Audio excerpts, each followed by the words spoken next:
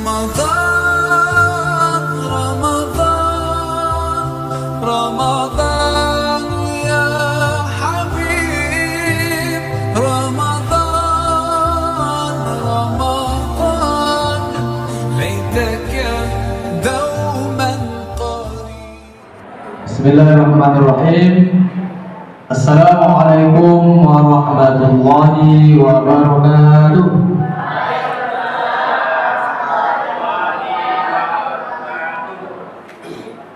Alhamdulillahirabbil alamin.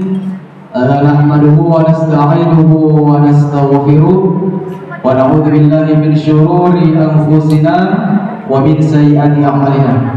May yahdihillahu fala mudilla lahu wa may yudlil fala hadiya lahu. Asyhadu an la ilaha illallah wa asyhadu anna sayyidana Muhammadan abduhu wa rasuluh. Puji syukur alhamdulillah sama-sama kita ucapkan kepada Allah Subhanahu wa taala yang masih memberikan kita ribuan nikmatnya. Salah satu adalah nikmat iman, nikmat kesehatan dan nikmat kesempatan. Karena salah satu nikmat yang diberikan oleh Allah Subhanahu wa taala kepada kita adalah yang wajib kita syukuri. Salah satunya adalah nikmat kesempatan. Anak-anak ustaz dan ustazah yang kami banggakan, Allah memberikan kepada kita nikmat kesempatan. Kesempatannya di mana? Allah memberikan kepada kita anak-anak semuanya nikmat kesempatan untuk belajar. Karena banyak kawan-kawan antum di luar sana Allah cabut salah satu nikmatnya, yaitu nikmat kesempatan yang tidak bisa sekolah karena ada beberapa kendala. Akan tetapi anak-anak ustaz dan ustazah masih diberikan oleh Allah Subhanahu wa taala kesempatan untuk belajar. Maka dari itu kita syukuri atas nikmat yang diberikan oleh Allah Subhanahu wa taala kepada kita. Dan Allah Subhanahu wa taala berfirman, "La in syakartum la azidannakum wa la in kafartum inna adabi lasyadid." Barang siapa yang bersyukur atas nikmat Tuhan Allah, niscaya akan aku tambah. Namun sebaliknya, barang siapa yang kufur atas nikmat Tuhan Allah, inna adabi lasyadid, sesungguhnya adabku sangatlah pedih. Ada yang hafal ayatnya? Ada? Tidak ada. Selanjutnya salawat dan salam mari sama-sama kita hadiahkan ke ruh baginda alam, yakni Nabi besar Muhammad sallallahu alaihi wasallam, mana beliau adalah seorang panutan bagi kita, suri tauladan bagi kita yang harus kita contoh, yaitu Nabi Muhammad sallallahu alaihi wasallam. Apa kata baginda Rasulullah sallallahu alaihi wasallam? Orang yang paling pelit di antara umatku adalah orang yang ketika mendengar namaku, siapa? Nabi Muhammad, akan tetapi tidak mengucapkan salawat kepadaku. Itu orang yang pelit. Antum, kita pelit atau tidak? Tidak. Ada yang pelit? Ada? Tidak. Maka dari itu kalau tidak mau pelit, apabila kita mendengar nama Nabi Muhammad SAW, kita mengucapkan salawat dan hadapnya melafazkan Allahumma sholli wa sallim wa barik ala sayyidina Muhammad wa ala ali sayyidina Muhammad. Mudah-mudahan kita mendapatkan syafaatnya di akhirat kelak nantinya. Amin ya rabbal alamin.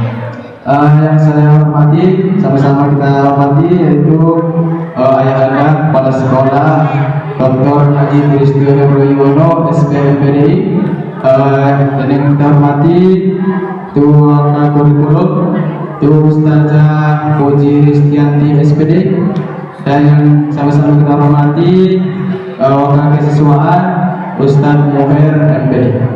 Baik, anak-anak ustaz dan ustazah yang kami banggakan, pada kesempatan pagi hari yang berbahagia ini, Ustaz akan menyampaikan tausiah ataupun kita menyampaikan ilmu, sedikit ilmu ya. Bisa didengarkan? Bisa? Kalau ada yang ribut nanti Ustaz suruh maju ke depannya untuk menyampaikan intisari apa yang saya sampaikan. Nah, baik, pada pagi hari ini kita melaksanakan khatamul Al-Quran. Apa itu Al-Quran? Itu jadi pertanyaan bagi diri kita. Apa itu yang dimaksud dengan Al-Quran? Ada yang tahu? Ada yang tahu apa yang dimaksud dengan Al-Quran? Ada yang tahu? Yang kelas 6? Apa? Yang dimaksud dengan Al-Quran itu adalah, apa itu Al-Quran? Adalah perkataan Allah, kalamullah. Setiap isi yang di dalam Al-Quran, Al-Quran yang antum pegang ini adalah kalamullah atau perkataan Allah. Al-Quran diturunkan kepada Nabi Muhammad melalui perantaraan malaikat Jibril. Ada yang tahu? Ya, baik. Orang yang membaca Al-Quran, maka Allah akan memberikan pahala di setiap huruf. Orang yang membaca Al-Quran, Allah akan memberikan pahala di setiap huruf yang dibacanya. Berarti kalimat contohnya alif lam mim. Alifnya itu berarti alif lam mim berapa huruf? 3. Berarti dalam satu kalimat saja alif lam mim itu akan mendapatkan pahala dalam satu huruf 10 kebaikan kali 3 menjadi 30 kebaikan. Akan tetapi kita berada pada bulan suci Ramadan, setiap amal ibadah yang kita berikan, yang kita lakukan, maka akan dilipat gandakan oleh Allah Subhanahu wa taala pahalanya. Setiap amal ibadah yang kita lakukan, maka akan dilipat gandakan oleh Allah Subhanahu wa taala pahalanya. Baik, anak-anak ustaz dan ustazah yang kami banggakan, maka dari itu mari kita memperbanyak membaca Al-Quran, karena Al-Quran ini akan menolong kita di hari kelak nantinya. Di hari kiamat Al-Quran ini akan memberikan syafaat bagi kita, bagi orang yang membaca dan menghafalnya. Kita sekolah di SDIT Raudhatul Rahmah. Tiap hari Senin, Selasa, Rabu dan Kamis kita ada Q. Berarti setiap antum belajar Al-Quran, tiap hari, berarti antum tiap hari mendapatkan pahala dari bacaan Al-Quran dan hafalan. QD, Quran dan tahfiz. Berarti bacaan Al-Quran atau Aisyah yang antum baca akan mendapatkan pahalanya berapa kali lipat? 10 kebaikan dalam satu hurufnya. Apalagi hafalan yang antum hafalkan itu nantinya akan memberikan syafaat bagi antum nantinya di akhir kelak nantinya, khususnya terhadap orang tua antum. Anak yang soleh yang mempelajari Al-Quran, yang menghafal Al-Quran, maka dia akan memberikan mahkota terhadap orang tuanya nantinya di padang mahsyar. Pertanyaan Ustaz, apakah kita sayang dan cinta terhadap orang tua? Apakah kita cinta dan sayang terhadap orang tua? Tidak. Apakah kita sayang dan cinta terhadap orang tua? Ya. Berarti kalau kita cinta dan sayang terhadap orang tua, ini harus kita perbanyak dalam berbuat kebaikan. Salah satunya adalah membaca Al-Quran dan menghafalnya. Selanjutnya, anak-anak ustaz dan ustazah yang kami banggakan, anak yang membaca Al-Quran, orang yang membaca Al-Quran dan menghafalnya, maka dia harus kalau bahasa ustaz itu ada pantangannya. Ada beberapa sikap yang harus dijaga. Kalau dia seorang anak yang suka membaca Al-Quran, seorang anak yang hafal Al-Quran, maka dia harus memperbaiki beberapa hal. Yang pertama, ini yang sering terjadi tiap hari. Ustadz dan ustazahnya mengimbau kepada seluruh siswa-siswi SD Tirul Rahman agar tertib dalam musola, agar sopan santunnya dijaga, disiplinnya dijaga. Itu salah satu yang harus kita perbaiki. Kita selaku anak sekolah dasar Islam, nanti kalau sekolah dasar Islam nanti agamanya harus diperbaiki lagi. Salah satunya adab. Adab ini yang harus kita perbaiki lagi. Pertanyaan bagi diri kita, apakah adab kita sudah bagus atau belum? Bagaimana cara adabnya? Adab terhadap guru ada, adab terhadap orang tua ada. Bagaimana adab terhadap guru? Jangan membantah. Ya, ini ada salah satu di antara kita, dia melihat ustaz-ustazahnya, kalau sama ustazah ini dia tidak takut, dia tidak sopan dia, agak beremeh dia. Kalau sama ustazah itu baru segan dia. Itu tidak boleh. Walaupun ustazahnya tidak masuk ke kelas antum, tidak masuk ke kelas antum, itu adalah guru kita juga. Ya, berarti harus kita jaga adab dan sopan santun kita. Anak-anak ustaz dan ustazah yang kami banggakan, di dalam Al-Quran di sini ada keutamaan dalam membaca Al-Quran. Yang pertama keutamaannya adalah Al-Quran itu sebagai petunjuk hidup.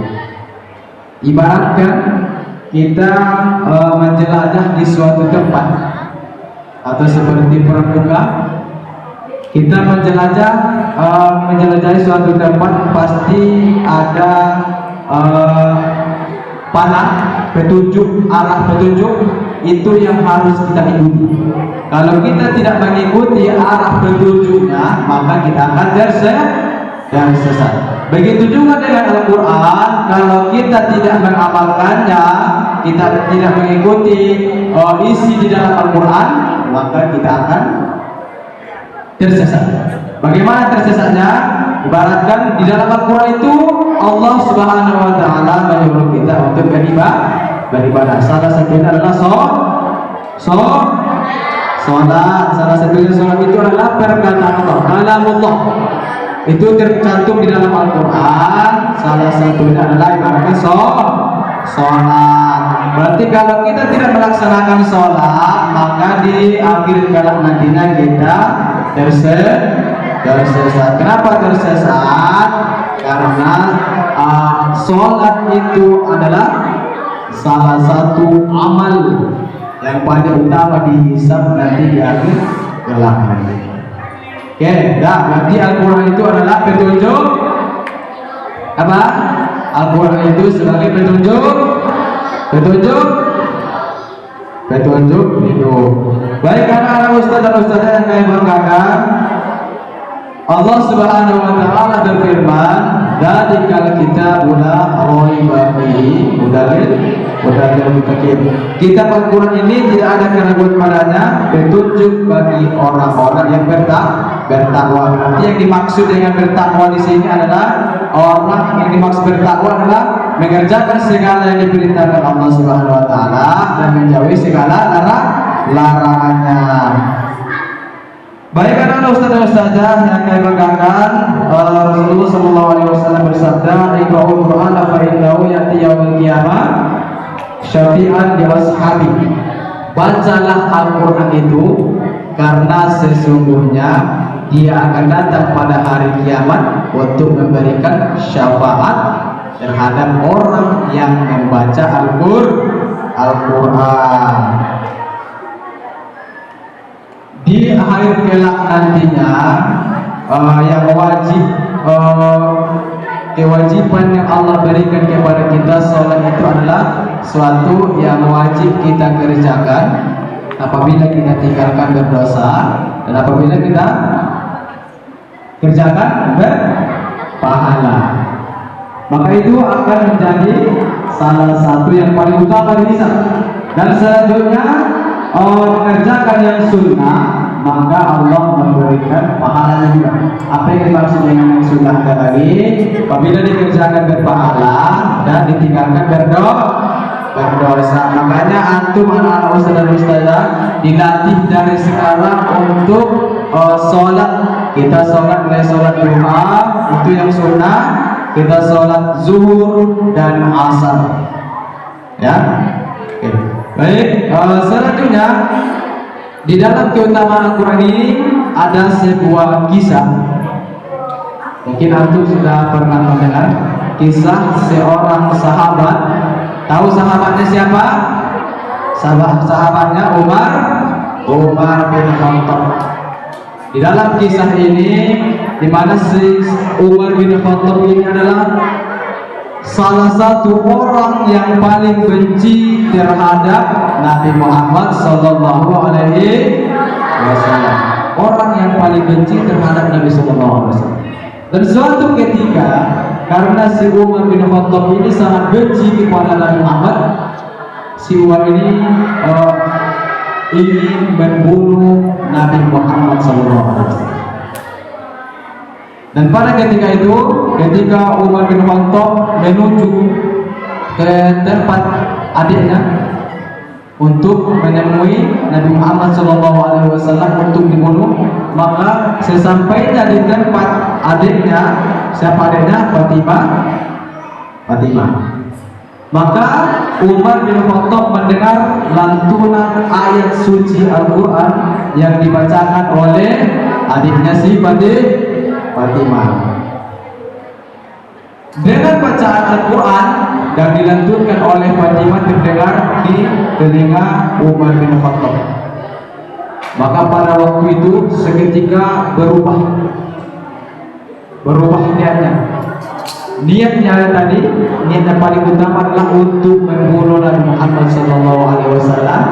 Akan tetapi karena lantunan bacaan Al-Quran itu lantunan bacaan Al-Quran Surah Toha ayat 14. Kalau antum mau buka Surah Toha ayat 14, itu adalah surah yang dibacakan oleh adik Umar bin Khattab, yang didengar oleh Umar bin Khattab, maka dia masuk surga, masuk ke dalam Islam karena mendengar lantunan bacaan Al-Quran yang dilantunkan oleh si Fatimah. Baik anak-anak ustaz dan ustazah yang banggakan, itulah kisah, salah satu kisah karena keutamaan daripada pembaca Al-Quran. Nah, bisa dipahami?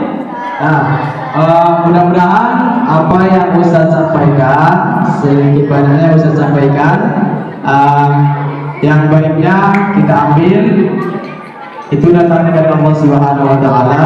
Yang buruknya kita buang, itu datangnya dari diri saya pribadi. Apabila ada kesalahan dan kehilapan, saya minta maaf. Wabillahi taufiq wal hidayah. Assalamualaikum warahmatullahi wabarakatuh.